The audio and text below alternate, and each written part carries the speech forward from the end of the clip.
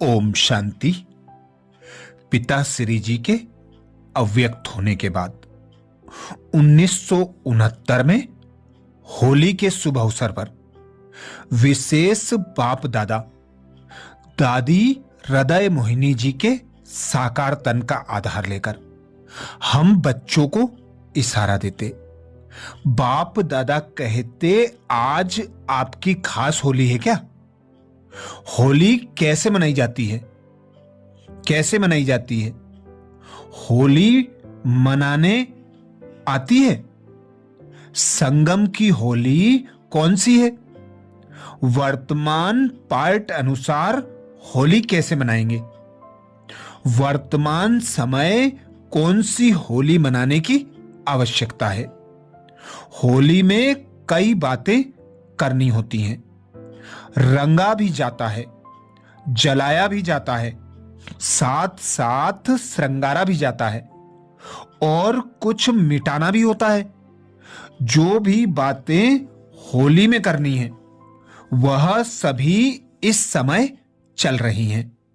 जलाना क्या है, मिटाना क्या है, रंगना क्या है और श्रृंगारना क्या है, यह सभी कर लेना। इसको कहा जाता है मनाना। अगर इन चारों बातों में से कुछ कमी है तो मनाना नहीं कहेंगे। होली के दिनों में बहुत सुंदर सजते हैं। कैसे सजते हैं? देवताओं के समान। आप सभी सजे हुए हैं सजे हुए। सजावट में कोई कमी तो नहीं है। सजावट में मुख्य होली का श्रृंगार कौन सा होता है? सॉन्ग जो बनाते हैं उन्हों को पहले पहले मस्तक में बल्ब लगाते हैं।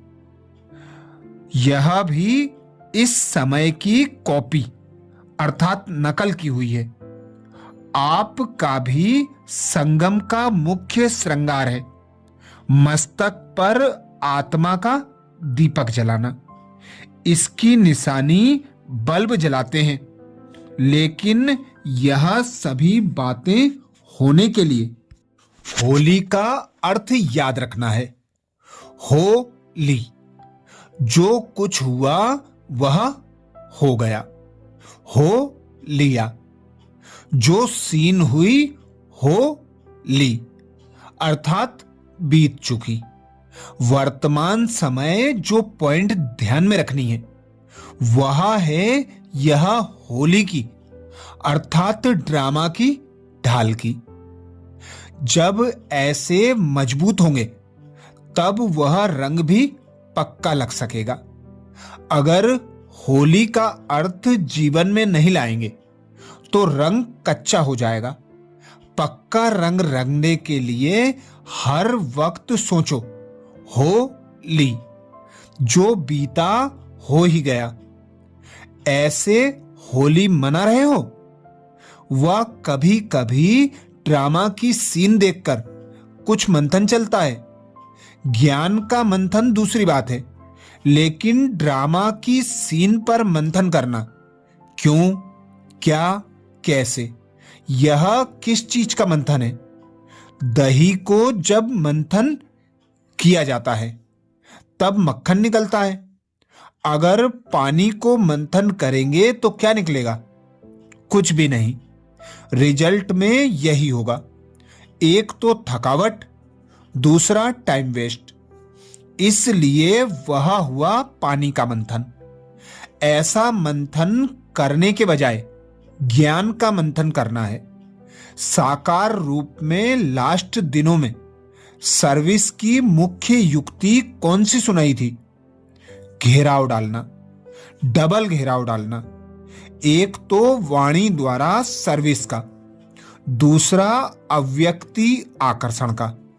यह ऐसा घेराव डालना है जो ना खुद उससे निकल सके ना दूसरे निकल सके। घेराव डालने का ढंग अभी तक प्रैक्टिकल में दिखाया नहीं है। म्यूजियम बनाना तो सहज है। म्यूजियम बनाना यह कोई घेराव डालना नहीं है, लेकिन अपने अव्यक्ति आकर्षण से उन्हों को घायल करना, यह है घेराव डालना। यह अभी चल रहा है, अभी सर्विस का समय भी ज्यादा नहीं मिलेगा। समस्याएं ऐसी खड़ी हो जाएंगी जो आपके सर्विस में भी बाधा पड़ने की संभावना होगी। इसलिए जो समय मिल रहा है उसमें जिसको जितनी सर्विस करनी है वह अधिक से अधिक कर ले, नहीं तो सर्विस का समय भी होली हो जाएगा, यानी बीत जाएगा। इसलिए अब अपने को आपे ही ज्यादा में ज्यादा सर्विस के बंधन में बांधना चाहिए। इस एक बंधन से ही अनेक बंधन मिट जाएंगे। अपने को खुद ईश्वरीय सेवा में लगाना चाहिए। औरों को कहने से नहीं, औरों के कहने से क्या होगा? आधा फल मिलेगा, क्योंकि जिसने कहा अथवा प्रेरणा दी उसकी भाईवारी हो जाती है। दुकान में अगर दो भाईवार अर्थात साझेदार हों तो बंटवारा हो जाता है ना। एक है तो वह मालिक हो रहता है। इसलिए अगर किसके कहने से करते हैं तो उस कार्य में भाईवारी हो जाती है, और स्वयं ही मालिक बन करके करते हैं तो सारी मिल्कियत के अधिकारी बन जाते हैं। इसलिए हर एक को मालिक बनकर करना है, लेकिन मालिक पने के साथ साथ बालकपन भी पूरा होना चाहिए। कहां कहां मालिक बनकर खड़े हो जाते हैं, कहां फिर बालक होकर छोड़ देते हैं। तो ना छोड़ना है ना पकड़ना है। पकड़ना अर्थात जिद से नहीं पकड़ना है। कोई चीज को अगर बहुत जोर से पकड़ा तो उस चीज का रूप बदल जाता है ना। फूल को जोर से पकड़ो तो क्या होगा? पकड़ना तो है, लेकिन कहां तक कैसे पकड़ना है यह भी समझना है। या तो पकड़ते अटक जाते हैं, व छोड़ते हैं तो छूट जाते हैं।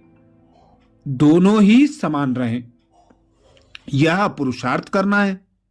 जो मालिक और बालक दोनों रीति से चलने वाला होगा उसकी मुख्य परख यह होगी। एक तो निर्माणता होगी, उसके साथ निरंकारी निर्माण और साथ साथ प्रेम स्वरूप। यह चारों ही बातें उनके हर चलन से देखने में आएंगी। अगर चारों ओर से कोई भी कम है तो कुछ स्टेज में कमी है। अच्छा, वतन में आज होली कैसे खेली मालूम है? मालूम है? आप भी होली मना रहे हो ना।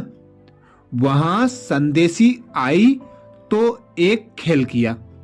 कौन सा खेल किया होगा? आप ले चलो तो देखें। बुद्धि का विमान तो है। बुद्धि का विमान तो दिव्य दृष्टि से भी अच्छा है। यहां तो वह हो ही नहीं सकता, वह चीज ही नहीं। आज सुहेजो का दिन था ना, तो जब संदेशियां वतन में आई तो साकार को छिपा दिया। एक बहुत सुंदर फूलों की पहाड़ी बनाई थी, उनके अंदर साकार को छिपाया हुआ था। दूर से देखने में तो पहाड़ी ही नजर आती थी। तो जब संदेशी आई तो साकार को देखा नहीं। बहुत ढूंढा, देखने में भी नहीं आया। फिर अचानक ही ऐसे छिपने का खेल करते हैं ना, ऐसा खेल खेला। फूलों के बीच साकार बैठा हुआ नजर आया। वह सीन बड़ी अच्छी थी। अच्छा, फिर अव्यक्त बाप दादा हरेक को अमृत पिलाकर भोग दे रहे थे और एक एक से मुलाकात भी कर रहे थे। खास म्यूजियम वालों को डायरेक्शन दे रहे थे कि अव्यक्ति आकर्षण से म्यूजियम ऐसा बनाओ जो कोई भी अंदर आए देखे तो एकदम आकर्षित हो जाए। अच्छा, तो ये थे अव्यक्त बाप दादा के 4 मार्च 1969 के होली के अवसर पर विशेष महावाक्य, जिसमें हम बच्चों को बाबा ने अनेक इशारे दिए। ऐसे ही और अव्यक्त वाणियों के लिए बाबा के चैनल को सब्सक्राइब करें। ओम शांति।